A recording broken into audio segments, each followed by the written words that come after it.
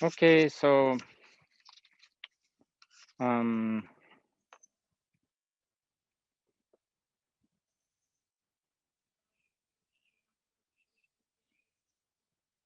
as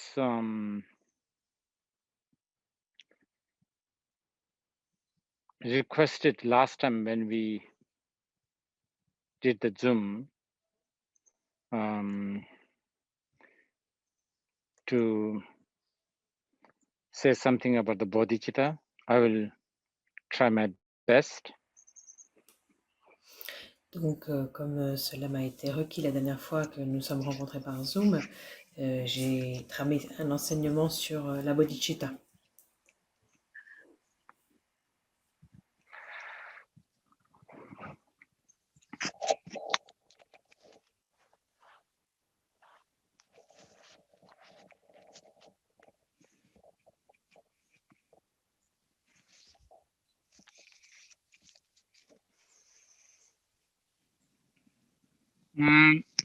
Now,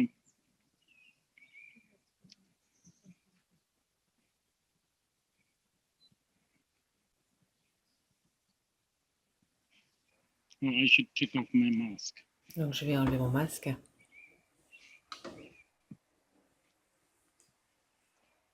So, Bodhicitta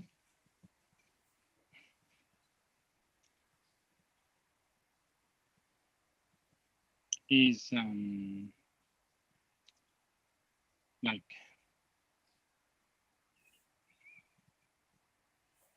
the quintessence of Mahayana teaching. That's how it is said. Donc, il est dit que la Bodhicitta est la quintessence des enseignements du Mahayana.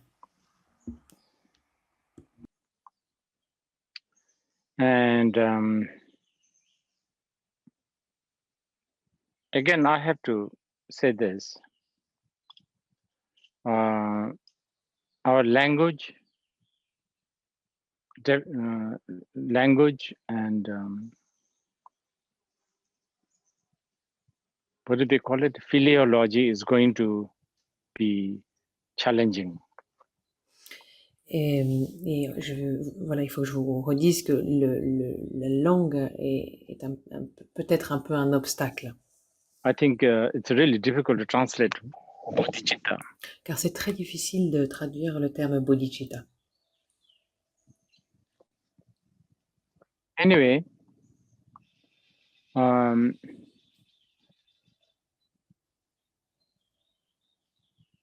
according to the Mahayana sutras and the Shastras, just the fact that there is the term bodhicitta still alive today, and that you and I are talking about it, this alone means that we have done something so good in our past lives.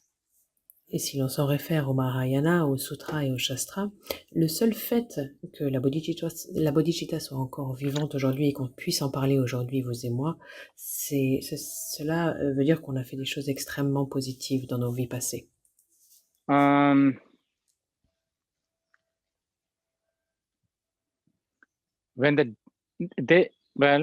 Some sutra says that there will be a day when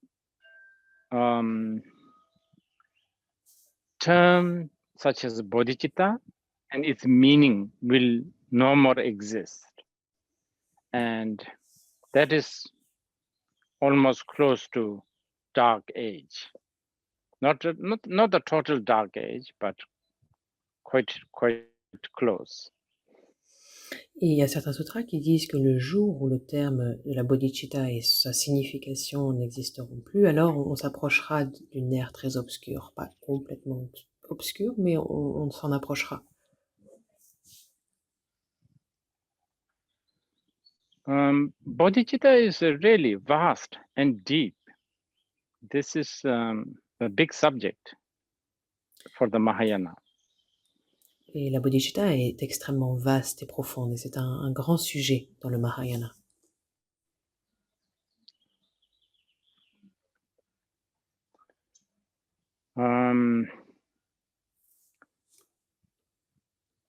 And of course, initially it was taught by the Buddha, and subsequently there were a lot of teachings on bodhicitta. One of the most popular and revered in Tibet somehow is a text called Bodhicharya Avatara, written by Shantideva. Et bien sûr, il y a eu, initialement, c'est le Bouddha qui a enseigné sur la bodhicitta, mais par la suite, il y a eu énormément d'enseignements sur la bodhicitta. Et un des textes les plus populaires, les plus révérenciés, est le texte de Shantideva qui s'appelle le Bodhicharya Vatara.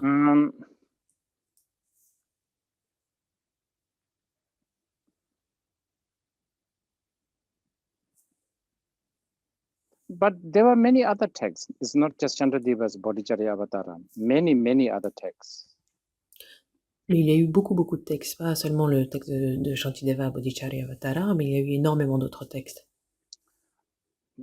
Chandradeva's Bodhicharya Avatara just came into my mind, so I'm saying this. Donc ce texte de Bodhicharya Avatara de Shantideva m'est venu à l'esprit, c'est pour ça que j'en parle. Mais But if you think about Chandradeva's Bodhicharya Avatara, that text, si vous pensez which is really about bodhicitta, it is, if you think about the context of this text, it's quite something to think about. Et si on pense au contexte dans lequel a été écrit le texte de Shantideva Bodhicharya Avatara, il faut qu'on pense au contexte parce qu'il y a quelque chose sur lequel on doit vraiment réfléchir. I think in places like Peru, again, the reason why I'm talking about Peru is at the moment they're playing football with Brazil, right this very moment. Et si on prend par exemple un endroit comme le Pérou, alors encore une fois, je vous parle du Pérou parce que on vient à l'esprit parce qu'il y a un match de football entre le Brésil et le Pérou juste en ce moment même.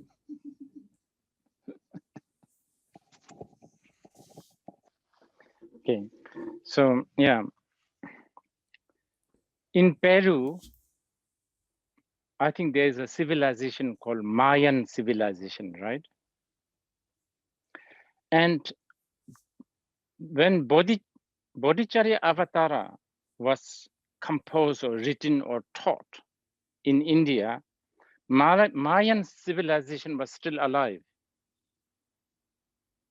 So this is something to think about.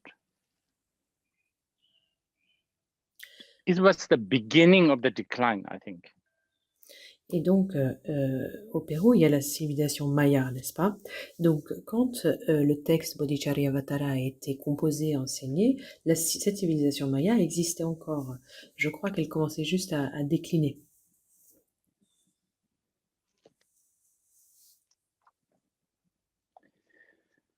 And then in Japan, since it looks like there are some Japanese people listening, Nara period. It was during the Nara period. Et au Japon, je crois qu'il y a certains Japonais qui nous écoutent aujourd'hui. Au Japon, c'était durant l'époque Nara.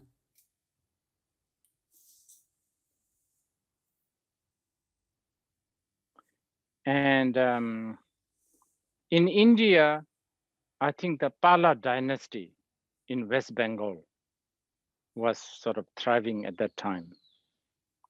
Et je crois qu'en Inde, pardon, c'était la dynastie Pala dans l'ouest du Bengale qui régnait à cette époque-là. And this is something to note. Jataka Mala Sutra was, I think at that time, translated in Arabic language. Et c'est aussi quelque chose qu'il faut noter, c'est que le sutra Jataka Mala, à cette époque, avait été traduit en arabe.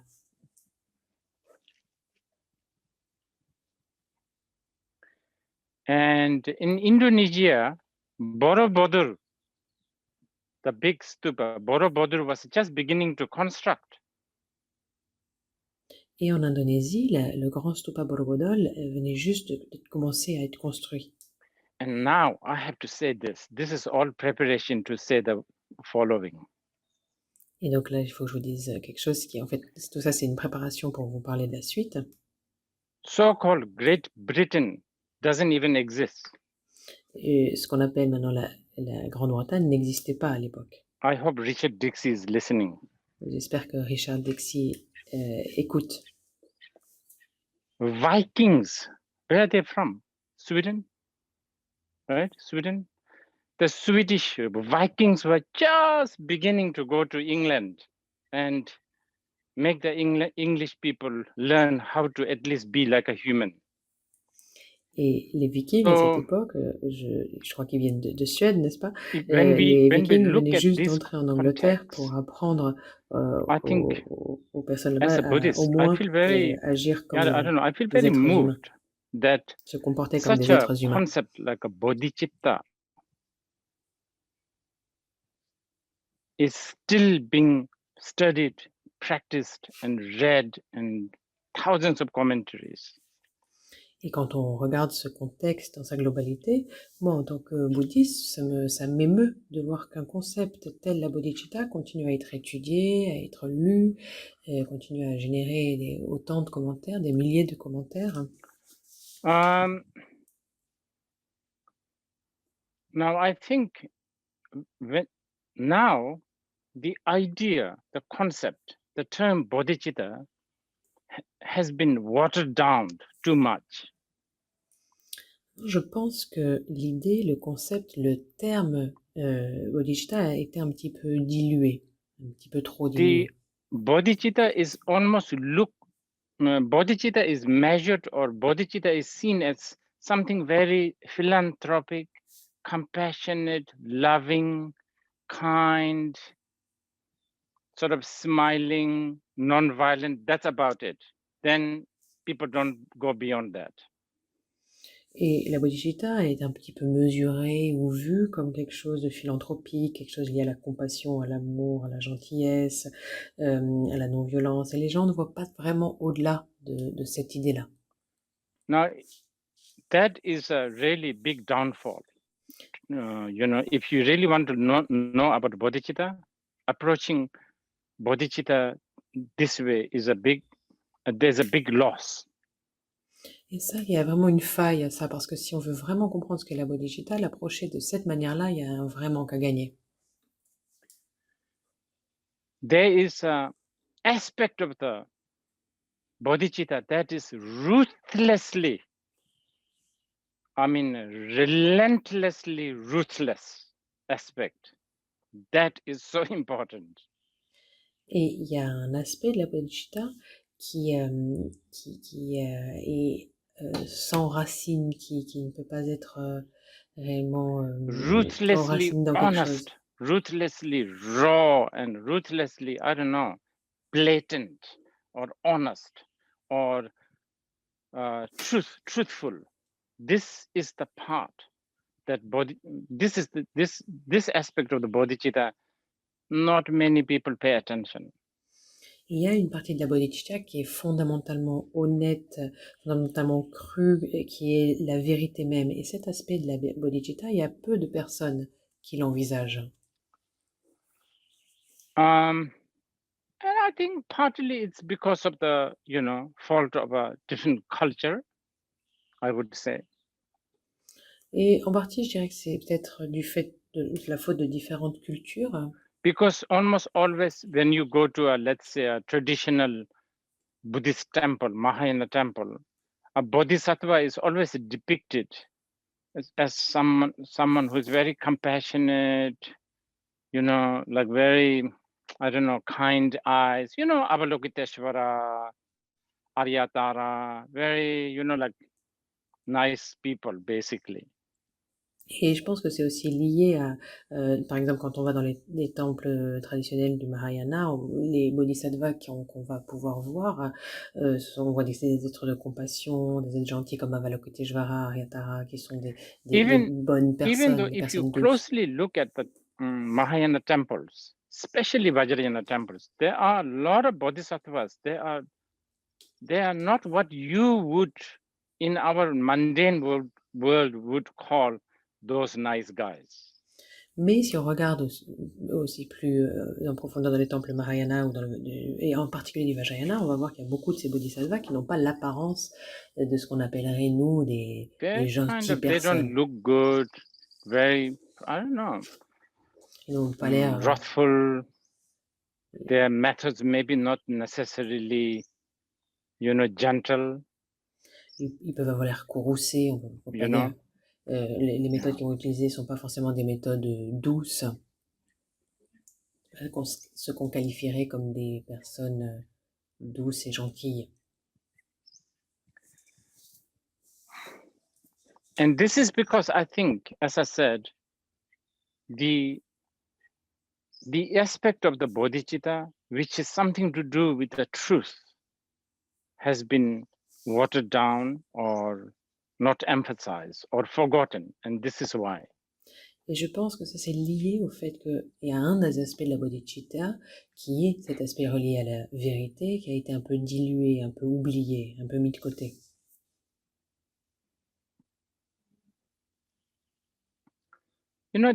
This happens, like someone would say, oh, he's really like a bodhisattva. What does this mean? Usually, very, gentle, not short-tempered, I don't know, very forgiving, patient, softly spoken. Usually we say, oh, he's a bodhisattva. We don't hardly say someone who shout, yell, I don't know, rude. We hardly say, oh, he's a great bodhisattva. Et souvent, ce qui se passe, c'est qu'on va qualifier quelqu'un d'un bodhisattva si la personne, qu'est-ce que ça implique?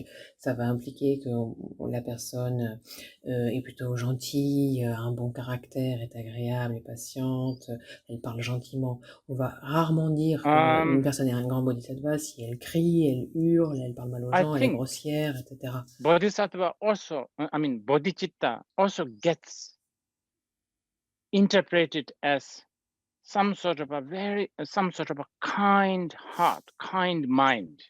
And then that's it. That's where it stops. Doesn't really go beyond that. Then you are missing a big part of the bodhicitta. Et je pense que la bodhicitta est aussi interprétée comme le cœur, le bon esprit. Et ça s'arrête là, et on va rarement au-delà de cette idée-là, et on perd une grosse partie de ce qu'est la bodhicitta. In the Mahayana Sutras and the Shastras, they say that the bodhicitta is like an alchemy. If the bodhicitta is just a kind heart, kind mind, loving, compassionate, if that's all there is, then bodhicitta can never become alchemy. Et dans les sutras du Mahayana, les shastras du Mahayana, on dit que la bodhicitta est un peu comme une alchimie. Si elle se limite juste à un bon cœur, à un esprit bon, avec amour et compassion, en fait, il ne peut pas y avoir cette alchimie. And also we read in the Mahayana text that as long if you have a bodhicitta, there's not a single thing that you do that will not become beneficial to sentient beings. Such a statement is because bodhicitta is not just kind, gentle, soft, compassionate. It is beyond that. That's why they can afford to say such things. Et on lit aussi dans les sutras du Mahayana que si vous possédez la bodhicitta, alors quoi que ce soit que vous fassiez, vous apporterez des bienfaits aux autres. Et une telle information, un tel état de fait est lié au fait que c'est du fait que la bodhicitta ne se limite pas juste à cet esprit gentil, doux, agréable et doux. Donc c'est parce que ça ne se limite pas à ça qu'on peut avoir ce type d'information, d'état de fait est dit.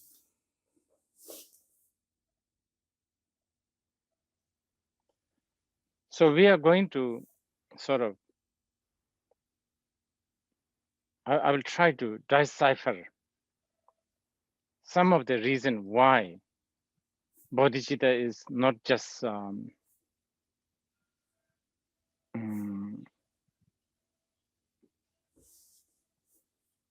kind, compassionate, loving kindness. Et je vais essayer de déchiffrer toutes les raisons pour lesquelles la bodhicitta ne se limite pas juste à cette gentillesse, cette compassion et cet amour et cette bonté. At glance, one would think that the bodhicitta is the mind that wishes to free sentient beings from the suffering, which is correct, sort of, not complete, but that has some element. Donc, à première vue, on peut se dire que la bodhicitta, c'est l'esprit qui souhaite libérer les êtres sensibles de la souffrance. Donc, c'est correct d'une certaine manière, mais c'est pas complet. Ça a certains éléments, mais ce n'est pas complet. But bodhicitta is not a mind that wishes to free beings from the suffering. Not just that. Et la bodhicitta n'est pas exactement cet esprit qui souhaite libérer les êtres de la souffrance. Ça ne se It limite has pas to à go ça. beyond that. Il faut que ça aille au-delà de cela. It has to have this element to free beings from the cause of the suffering. Il faut qu'il détienne cet élément qui est de souhaiter libérer les êtres des causes de la souffrance. Now, even more complicated is what is suffering? And here again, I have to remind people, the English word suffering may be not doing the justice for the word dukkha in Sanskrit. Et donc, plus compliqué encore que ça, c'est savoir qu'est-ce que la souffrance. Et encore une fois, je vous rappelle que le mot, la traduction de souffrance ne rend pas du tout justice au mot en sanskrit dukkha. Of course, what is, I don't need to say that nobody wants to suffer. I mean, that's standard, that's given. Et bien sûr, j'ai pas besoin de vous rappeler que personne ne souhaite souffrir. Ça, c'est la base, c'est un fait. Who wants to suffer? Nobody wants to suffer. Qui souhaite souffrir? Personne ne souhaite souffrir. And if we know the cause of that kind of suffering, we will also try to do something. Et si nous savons ce qui cause cette souffrance, bien sûr que nous allons essayer de faire quelque chose. So wish and effort to go away from a suffering that we usually talk, that exists with everyone. Donc, ce souhait, cet effort de s'éloigner de ce qu'on sait qui va nous faire souffrir, ça existe chez tout le monde. But not everybody wishes to be free from happiness. Mais par contre, il n'y a pas tout le monde qui souhaite se libérer du bonheur.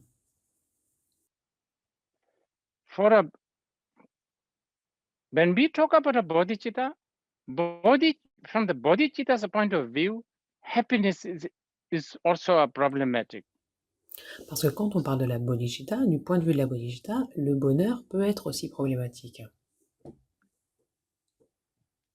I mean, the happiness that you and I think and talk about. Alors, bien sûr, j'entends par là le bonheur que nous, on considère, vous et moi. Because from the bodhicitta's point of view, or from the bodhisattva yana's point of view, so-called happiness that we have is actually untrustable. It's conditioned, it's fabricated, it's dependent to lots of cause and conditions. Therefore, you can't really rely, you can't trust. Et parce que du point de vue de la bodhicitta, ce bonheur que nous considérons, c'est un bonheur où on ne peut pas lui faire confiance. Il est conditionné, il est fabriqué, il dépend de causes et conditions, et on ne peut pas vraiment faire confiance à ce bonheur-là.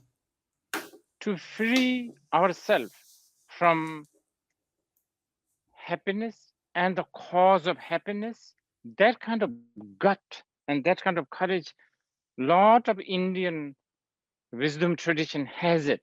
It's not really Buddhism or Mahayana exclusive. Et cette volonté de se libérer du bonheur et des causes du bonheur, cette espèce de courage, finalement, on n'est pas les seuls, nous, dans le bouddhisme Mahayana, à le détenir. Il y a d'autres traditions de sagesse indienne qui ont aussi cette volonté-là. Okay, so I've already said, okay, to be free from suffering, we want. Bodhisattva also want. But Bodhisattva also want to be free from happiness. That's what makes the Bodhicitta kind of special. Et donc, se libérer de la souffrance, nous souhaitons tous. Et les bodhisattvas, bien sûr, le souhaitent aussi. Par contre, les bodhisattvas, ils souhaitent aussi se libérer du bonheur. Et c'est ça qui rend la bodhicitta quelque chose de bien particulier, de spécial. Now, the third one, even more important, Bodhisattva or the Bodhicitta is a wish to free all sentient beings from all phenomena. Now, this is what makes the Bodhicitta special. Et le troisième point, c'est que la bodhicitta, les bodhisattvas vont souhaiter aussi libérer tous les êtres de tous les phénomènes. Et ça rend aussi la bodhicitta encore plus spéciale. The moment there is a concept, okay, just so that we can understand what I'm talking about, such as values.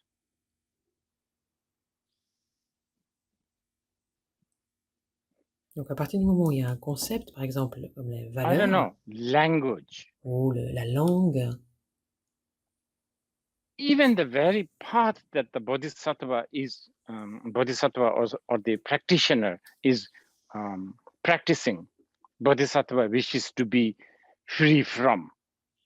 et même ça, le pratiquant, le bodhisattva, va souhaiter se libérer de cela.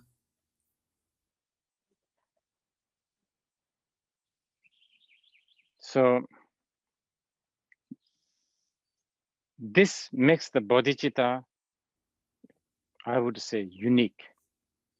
Et c'est ça, je dirais, qui rend la bodhicitta parfaitement unique. I'm sorry, probably I'm putting it in a very academic and complicated way. I will try to simplify as we go. Et je suis désolée, peut-être que je vous le présente de manière très académique, très théorique, mais je vais essayer de simplifier cela à mesure que nous avançons. So this example I often use when I teach, such as teach Mahayana path. Donc c'est un exemple, je vais vous donner un exemple que j'utilise souvent quand j'enseigne dans la voie du Mahayana.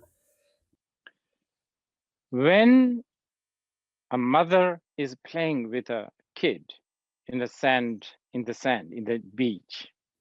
Donc quand une mère joue avec son enfant sur le sable à la plage, And when the kids, construct a sand castle.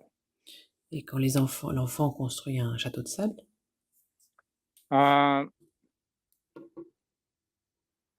the mother also really help building it. et la mère va vraiment aider son enfant à le construire.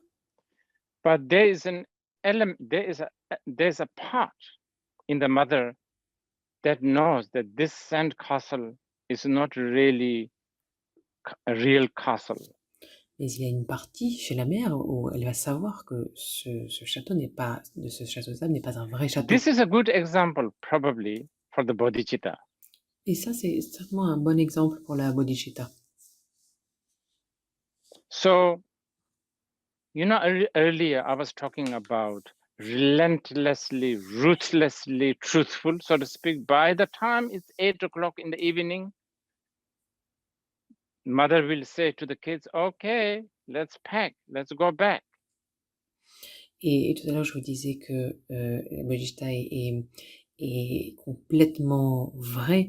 En fait, quand il va être 8 heures, la mère va certainement dire, bon, allez, on range les affaires, hein, on y va. So, being honest about the fact, whatever. So this element is, I think, something that Mahayana practitioners really can't afford to miss when we talk about the Bodhicitta. Et donc, ça revient à vraiment être honnête sur les faits. Et donc cet élément, je pense que les pratiquants du Mahayana ne peuvent pas le perdre s'ils veulent vraiment comprendre ce que c'est que la bodhicitta.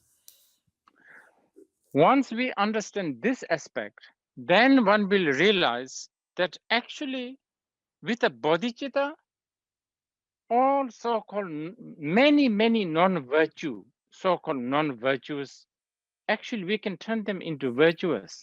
Et une fois qu'on a compris cet aspect, on va ainsi réaliser qu'il y a énormément de non-vertus qu'on peut tourner en vertus. On peut les faire devenir des vertus.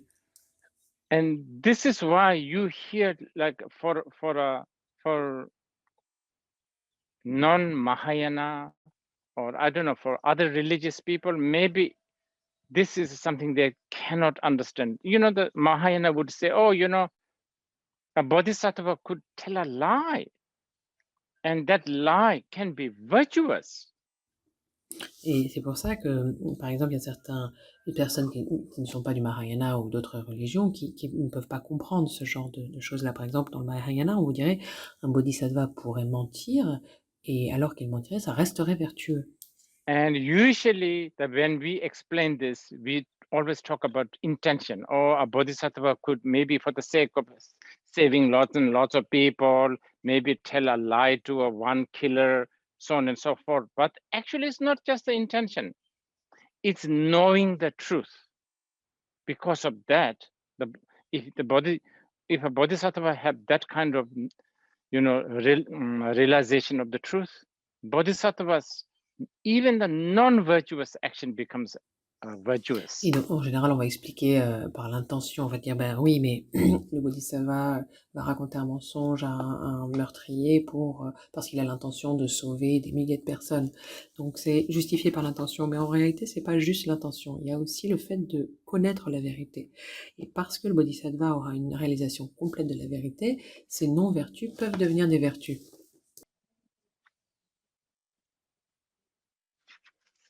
And even more importantly, not all virtuous actions become a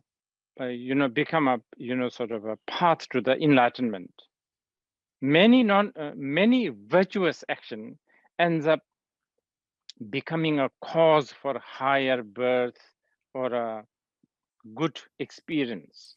Et encore plus important que cela, et c'est pas toutes les actions vertueuses qui vont nous aider à avancer vers la voie de l'éveil. Il y a beaucoup d'actions vertueuses qui en réalité ne vont seulement causer qu'une renaissance élevée ou une bonne expérience, une expérience favorable. You could even build a hospital, you can save thousands of people's lives, so on and so forth, but it can still be not a path to enlightenment. Vous allez pouvoir construire des hôpitaux, sauver des milliers et des milliers de vies, et quand bien même, ce ne sera pas tout à fait la voie vers l'éveil. But with the bodhicitta, not only the non-virtuous becomes a virtuous action become what we call path to the nirvana. Mais avec la bodhicitta, non seulement les non-vertus peuvent devenir des vertus, et aussi les actions vertueuses sont la voie vers le nirvana. Pardon. Okay. And again, now I'm coming back. I will try to explain slightly from a different angle. And this is because fundamentally, bodhicitta is a union of wisdom and skillful means. Donc maintenant, je vais essayer d'expliquer sous un angle différent, mais tout ça, c'est du fait que fondamentalement, la bodhicitta est l'union de la sagesse et de moyens habiles.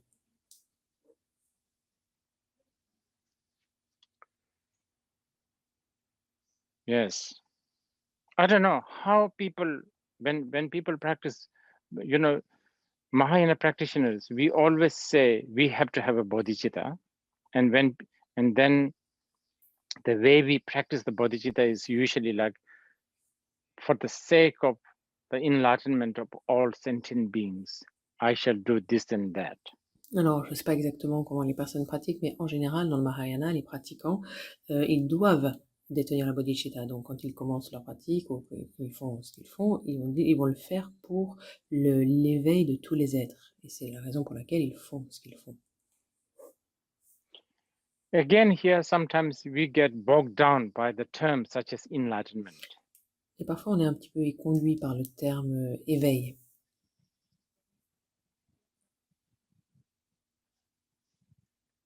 What we really meant when we say for the benefit of all, for the sake of enlightenment of all sentient beings, what we really mean is for sentient beings to awaken to this truth one way or another.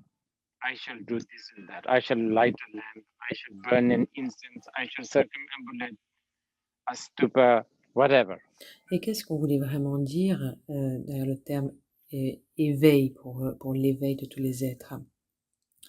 Et en fait, à travers le terme pour l'éveil de tous les êtres, on veut dire pour aider les êtres à s'éveiller à la vérité. Et c'est la raison pour laquelle on va faire ce qu'on va faire, que ce soit allumer une bougie, allumer un encens, faire une circumambulation autour d'un stupa. Okay, so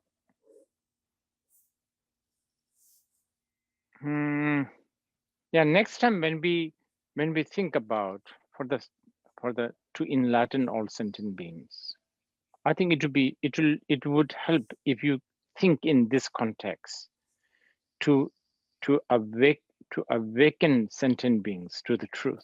Et donc la prochaine fois que vous formulez ce souhait d'œuvrer pour l'éveil de tous les êtres sensibles, je pense que ça peut aider de le remettre dans ce contexte qui est de penser qu'on œuvre pour éveiller les êtres à la vérité. That if you can really contemplate on this, it's a really that's the highest wholesome thought that Et exists. si on peut vraiment contempler cela, c'est vraiment la pensée la plus sublime, la plus magnifique qui existe. From the Mahayana point of view, wish to awaken others to the truth is far greater than wishing to build a lot of hospitals and saving a lot of lives and so on and so forth. D'un point de vue du Mahayana, le fait de souhaiter d'éveiller les êtres à la vérité, c'est bien plus grand que le souhait de construire des hôpitaux ou de sauver des milliers de vies.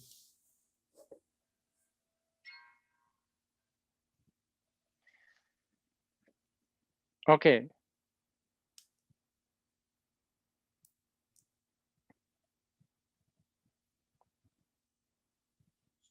So if you think about concepts such as love, compassion, and the bodhicitta, you can kind of make a difference with these three. Et si on pense au concept de l'amour, de la compassion, de la bodhicitta, on peut en réalité faire une différence entre ces trois. Wishing somebody happy and have a cause of happiness is considered what? Love, kindness, right? Donc le fait de souhaiter à quelqu'un qui soit heureux, qu'il puisse rencontrer les causes de ce bonheur, c'est ce qu'on appelle l'amour, la gentillesse. And wishing others to be free from suffering and cause of suffering, that's considered compassion. This is a very standard way of explaining. Et donc souhaiter que l'autre soit libéré de la souffrance et des causes de la souffrance, on considère que c'est de la compassion. C'est une manière assez standard d'expliquer ce que c'est que la compassion. But the bodhicitta has to have this element to awaken beings to the truth. In other words, to place them in the state of enlightenment. Mais la bodhicitta doit détenir cet élément de souhaiter éveiller les êtres à la vérité. En d'autres termes, placer les êtres jusqu'à l'état d'éveil.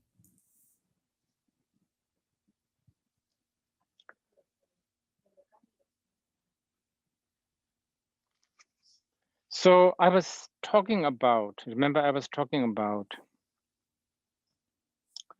a union of skillful means and the wisdom. Donc vous vous rappelez, j'ai parlé au préalable de l'union des moyens habiles et de la sagesse.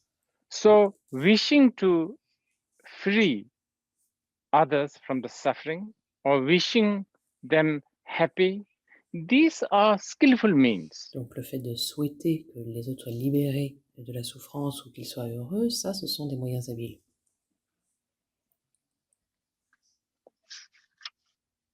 As well, there are methods such as discipline ethics, patience, and then samadhi, such as mindfulness. These are all skillful means. Et aussi, il y a des méthodes telles que la discipline, l'éthique, la patience ou le samadhi, un samadhi tel que la mindfulness, la pleine conscience, tout ça, ce sont des moyens habiles. But these skillful means, these skillful means without the wisdom, without the prajna, without the, quest for the truth, let's say, for now, all these skillful means are very blind and very misleading also. Mais tous ces moyens habiles, si on ne possède pas la sagesse, le prajna, ou on peut dire la quête de la vérité, tous ces moyens habiles ne sont pas, peuvent nous éconduire, nous rendre aveugles. Okay, pick one. We wish other people to be happy. Donc on va prendre par exemple un qui est, on va souhaiter que les autres soient heureux. Okay, without the wisdom, okay, without the wisdom aspect. Sans l'aspect de la sagesse. This is very vague. C'est très vague. First of all, we don't even know what is happiness. D'abord, on ne sait même pas ce que c'est que le bonheur.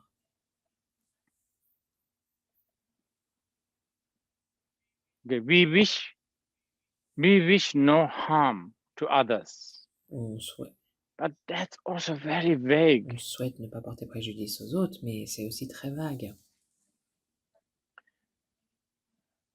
I mean, the best thing we could do is what I don't want, I guess the others also don't want. Therefore, I will not give him or her what I don't want or what I don't like.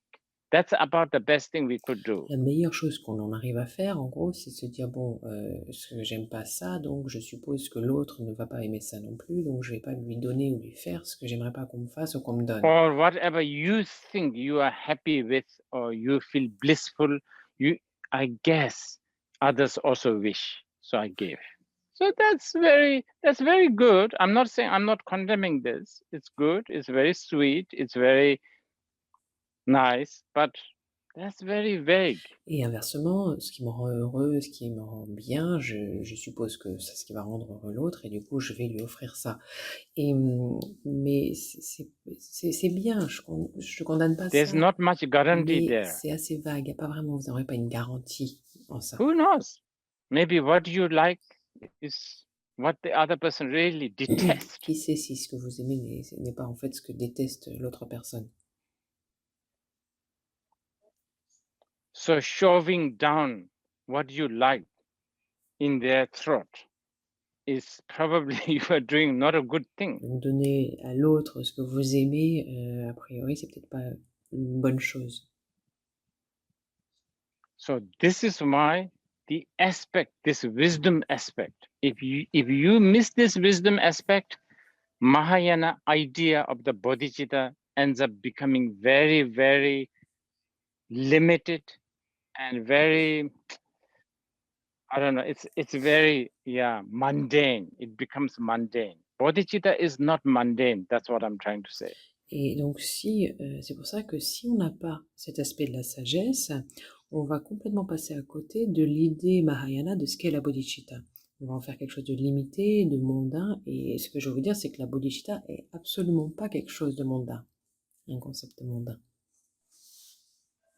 Okay, we take a break Donc here and then we will resume on again. va faire une pause ici et on résumera à nouveau par la suite.